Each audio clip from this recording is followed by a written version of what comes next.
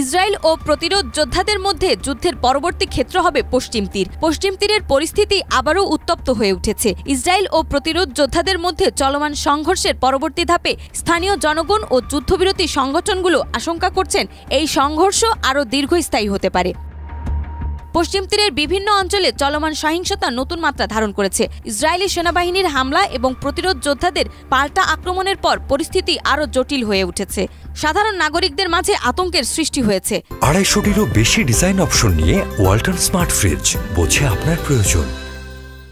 জাতিসংঘ এবং আন্তর্জাতিক মানবাধিকার সংস্থাগুলো উদ্বেগ প্রকাশ করেছে, যেখানে বলা হয়েছে যে এই সংঘর্ষে সবচেয়ে বেশি ক্ষতিগ্রস্ত হবে সাধারণ মানুষ।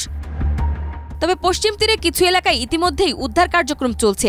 স্থানীয় কমিউনিটি ও স্বেচ্ছাসেবীরা সহায়তা করছে হতাহতের চিকিৎসা এবং আশ্রয়ের ব্যবস্থা করতে। বিশ্লেষকরা বলছেন, এই যুদ্ধের পরবর্তী পরিস্থিতি স্থানীয় রাজনৈতিক নেতাদের জন্য একটি বড় চ্যালেঞ্জ হয়ে দাঁড়িয়েছে।